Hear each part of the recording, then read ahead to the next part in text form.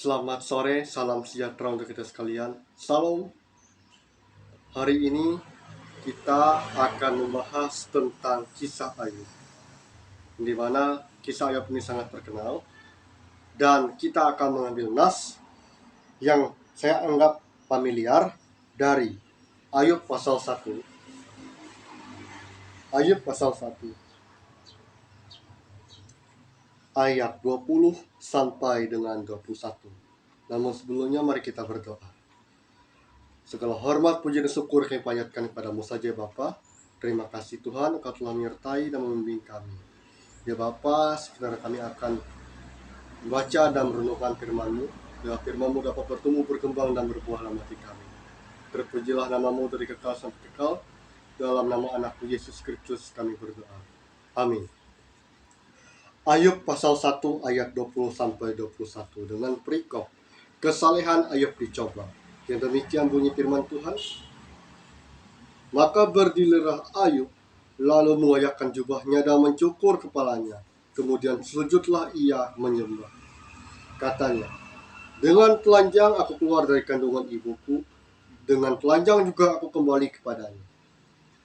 Tuhan yang memberi, Tuhan yang mengambil, terpujilah nama Tuhan. Amin. Saudara yang dikasihi oleh Tuhan kita Yesus Kristus, tema yang saya angkat pada nas ini dari Ayub pasal 1 ayat 20 sampai 21 ini, yaitu semuanya hanya sementara. Saudara-saudara yang dikasihi dan mengasihi Tuhan kita Yesus Kristus, di mana kita mengetahui Ayub sedang dicobai kesalehannya dengan cara yang sangat tercengang bagi kita, yang dimana dia mempunyai harta banyak dan peternakan yang banyak. Namun apa yang terjadi? Satu persatu menghilang. Hartanya hilang, lenyap. Ternaknya mati. Sampai istri dan anaknya pun juga tidak bersama dengannya lagi. Namun apa yang terjadi yang kita lihat pada nas ini? Ayub sama sekali tidak menyalahkan Tuhan. Ayub sama sekali tidak marah pada Tuhan.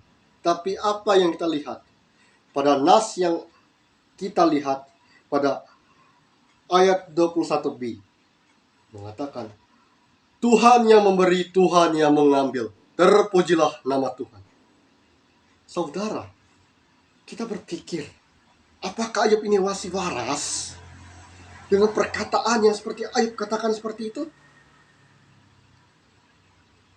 Apakah Ayub ini masih waras atau tidak?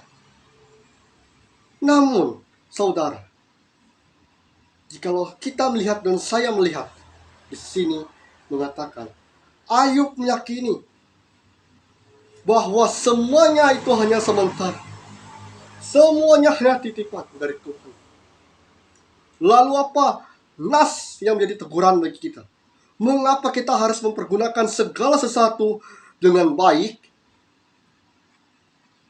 walaupun hanya sementara? Yang hanya sementara itu, contoh, harta, tahta, jabatan, dan orang-orang yang ada di sekitar kita. Orang-orang yang di sekitar kita itu tidak selamanya bersama dengan kita. Ayah, ibu, kakek, nenek. Kalau ada pacar, ya. Kalau ada pacar. Anak, suami, istri. Mereka semua dalam lingkup keluarga itu tidak selama-lamanya ada di samping kita. Namun, apa yang harus kita lihat pada nas ini? Yang pertama, ada beberapa hal yang harus kita lihat sini. Pertama, semuanya hanya sementara, baik harta, tahta, dan jabatan, termasuk ketampanan, kecantikan, itu hanya sementara. Kalau orang bilang dalam bahasa Dayak ngajunya itu, je bakena je cantikin, kambareot kea. Kambaret itu maksudnya menggerut juga waktu nanti pas sudah tua. Dan apa yang paling pedas lagi kalau dari perkataan? kalau dalam bahasa Dayaknya. Dia imit mate kia kecantikan ketampanan jika benar. Kecantikan dan ketampanan itu tidaklah dibawa mati. Kecantikan ketampanan itu hanya sementara. Yang dimana memiliki hanya sifatnya sementara. Jabatan itu per periode, hanya sementara saja, tidak bisa selama-lamanya. Harta juga bisa habis. Tahta pun bisa juga habis. Nah, saudara yang dikasih oleh Tuhan kita Yesus Kristus, itu poin pertama penjelasannya. Poin kedua, selagi masih ada waktu, pergunakanlah harta itu sebaik mungkin, tahta, jabatan yang sebaik-baik mungkin. Kalau bisa, yang punya jabatan jangan sampai tersandung kasus-kasus atau masalah-masalah yang menjerat dan bla bla bla bla bla segala macam, jangan sampai terdengar. Karena punya jabatan, rata-rata ada yang punya jabatan, bukan saya menyinggung yang di gedung besar sana. Sudah dilantik berapa bulan kemudian, berapa tahun kemudian tersandung kasus korupsi. Janganlah seperti itu. Tapi pergunakanlah jabatan itu dengan sebaik-baik mungkin untuk memuliakan Tuhan. Terkhususnya, kalau misalkan ada masih orang tua yang masih lengkap, sayangilah mereka. Berikanlah cinta kasih sayang kepada mereka selagi mereka masih ada. Karena di lingkungan kita,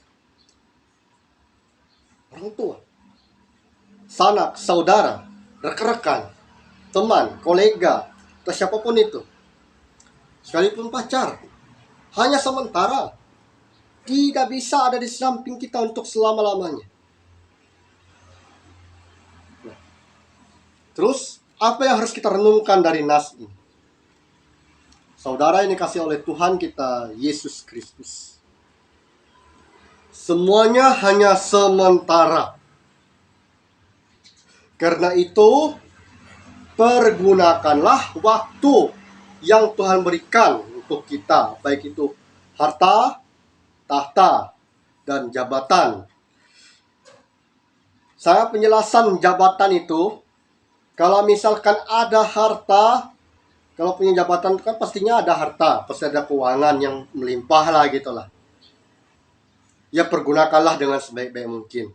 Dan kalau bisa ada jabatan, ada keuntungan, berbagilah dan serahkanlah kepada Tuhan sebagai sarana untuk pelayanan di gereja, tempat wilayahnya masing-masing, supaya nama Tuhan dipuji dan dimuliakan. Karena ada juga guna harta dengan cara positif untuk memuji dan memuliakan nama Tuhan, menjadi sarana dalam pelayanan di gereja. Itu sangat-sangat membantu. Ke dalam Galatia mengatakan, bertolong-tolonglah kamu menanggung bebanmu. Itu jangan yang punya harta kitik-kitik, kakinya melihat, oh gereja lagi kesusahan, jabatan macam apa, itu orang menjabat macam apa, itu yang sudah tidak peduli pada gereja. Dan kalau bisa, sayangilah mereka selagi mereka masih ada. Mereka itu siapa? Keluarga. Selagi mereka masih ada, sayangilah mereka. Pergunakanlah waktu untuk selalu bersama dengan mereka. Karena waktu terbatas. Ada satu pepatah atau kata-kata yang saya ingat waktu pengantar ke pemakaman di liturgi GKI.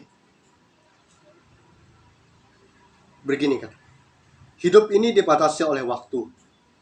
Tidak selamanya kita hidup. Tidak selamanya umur kita panjang. Umur kita pun terbatas. Tak bisa diulang atau diperpanjang. Karena itu, hidup sungguh berarti, walau tidak selalu mudah. Ini yang menjadi penekanan bagi kita untuk kita selalu dekat kepada Tuhan.